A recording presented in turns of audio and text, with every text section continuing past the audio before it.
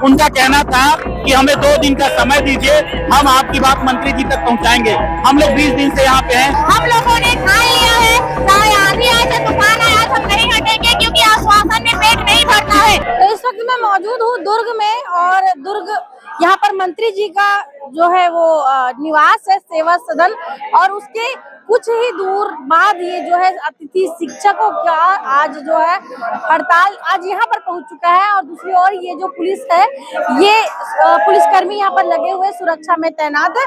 और यहाँ पर आप देखिए सैकड़ों संख्या में, 250 से 300 की संख्या में, काफी बड़ी संख्या में ये जो अतिथि शिक्षक है ये बैठे हुए हैं।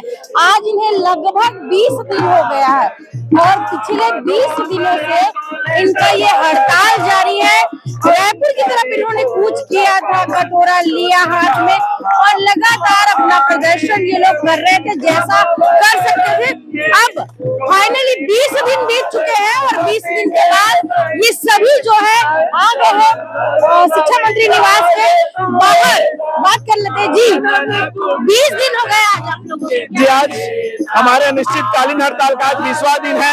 लगातार हम सरकार से निवेदन कर रहे हैं, किसी न किसी माध्यम से।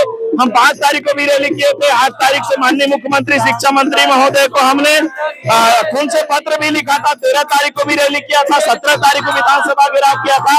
किसी न किसी माध्यम से हम सरकार को मना रहे हैं, अपने किसी न किसी वेदना से हमारी जो पीड़ा है उसे हम मना रहे हैं, लेकिन सरकार तक कुछ भी बात नहीं पहुंच रही है।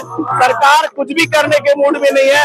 आज अंततः आज हमारे अनिश्चितकालीन हड़ताल के 20वां दिन हमको आज रात के 9, साढ़े 9 बजे तक बैठना पड़ रहा है। सरकार से अभी भी यदि हमारे लिए कोई संवेदना है, यदि हमारे 11 साल की तपस्या को सरकार देख रही है, क्योंकि हम सरगुजा और बस्तर के दूरस्थ आदिवासी क्षेत्र में सेवा दे रहे हैं, कहीं न कहीं हमने भी तपस्या किया है, बच्चों का भविष्य गढ़ा है। सरकार से निवेदन है कि हमारे भविष्य का भी निर्धारण करे, ताकि हम आने वाले समय में अपने परिवार के लिए, अपने बूढ़े माँ बाप के लिए, अपने बच्चे के लिए कम से कम 2 वक्त की रोटी दे सके। 20,000 की नौकरी, वो भी हमको ग्रीष्मकालीन 45 दिन का पेमेंट नहीं मिलता है, न तो कोई छुट्टी का प्रावधान है। राजेंद्र यादव की सरकार से मैं निवेदन करना चाहता हूँ, क्या यही सुशासन है? क्या यही मोदी की गारंटी है?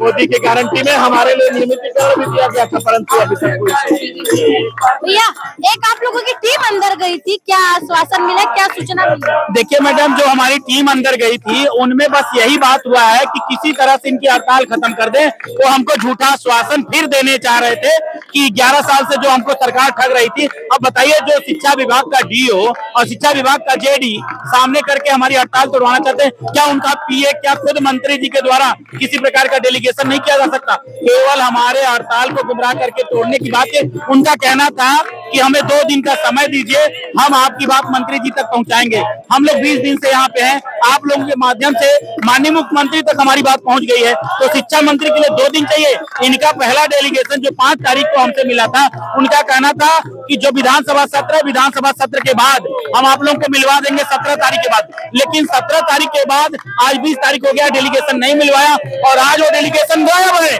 तो जब वो डेलीगेशन गायब है, दूसरा डेलीगेशन को हम नहीं मानेंगे। आज पूरी रात यहीं बैठेंगे, बिल्कुल यहीं बैठेंगे।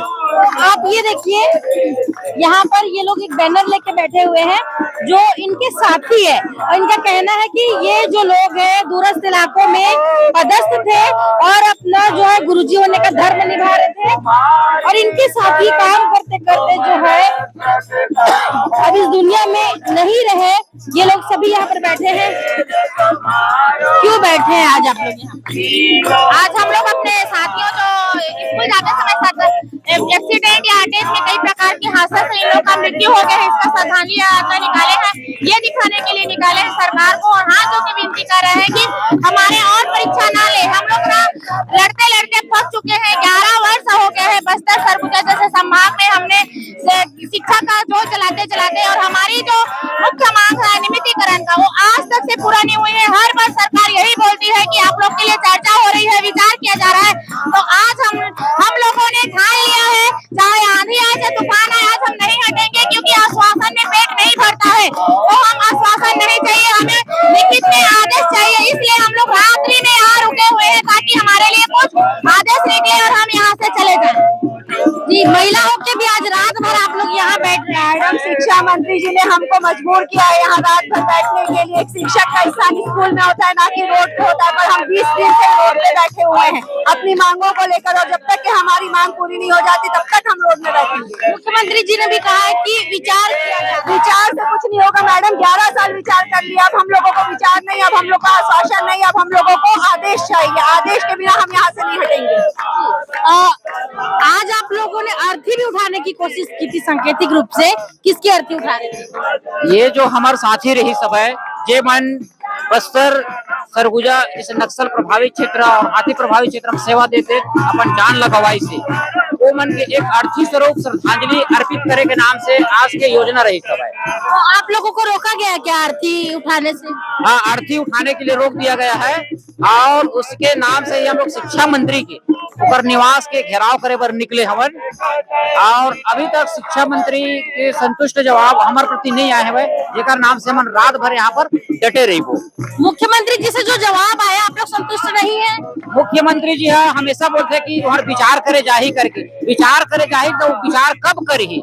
आज 2.5 साल हो गए, लेकिन हमारे प्रति कुछ ऐसे सकारात्मक पहल या कागजी कार्यवाही नहीं हुआ थे, जेकर नाम से हम आज भी यहाँ दुर्ग में डटे हुए हैं।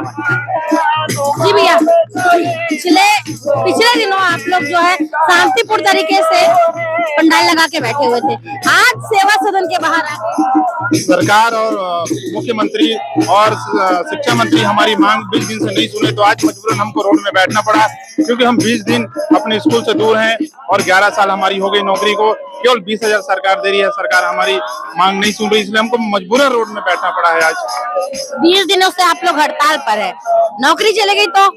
नौकरी जाए तो कुछ भी जाए, कम से कम 20,000 का दंश हम झेल रहे हैं, वो तो नहीं झेलेंगे। कम से कम हम अपने परिवार को नहीं चला पा रहे हैं, अपने बाल बच्चों को पढ़ाई अच्छे से नहीं करवा पा रहे हैं, उनके मेडिकल का सुविधा नहीं करवा पा रहे हैं। हम 20,000 में कैसे हमारा परिवार चलेगा? 11 साल से हम यही करते आ रहे हैं। यहाँ पर देखिए ये भी जो है ये लेकर बैठे हुए हैं और बजा बजा के भजन कर रहे हैं। क्या भजन गा रहे हैं भाई? अभी श्री राम जय जय राम का भजन गा रहे हैं बेटा। हम लोग कोई अनाप शनाप मांग के लिए नहीं बैठे हैं, हम लोग औचित्यमान, हमारा समान अधिकार है, समान काम समान कर रहे हैं, उसको ही चाहिए बस, और कुछ नहीं चाहिए मैडम हमको। इतने दिनों से आप लोग हड़ताल पर बैठे हैं, बच्चों की पढ़ाई भी खराब हो रही होगी, आप लोग को वेतन भी नहीं मिल रहा है, फिर भी आप लोग यहाँ पर बैठे हैं, नौकरी का भी सवाल है। जी मेरे छत्तीसगढ़ का दुर्भाग्य है मैडम, हमको अपना अधिकार प्राप्त करने के लिए हमको इतनी रात तक ऐसा हरकत कर रहा है। हम लोग हर प्रकार से सरकार को अपनी आवाज पहुंचाने का प्रयास किया है, मगर अभी तक सरकार गूंगी बहरी बैठी हुई है।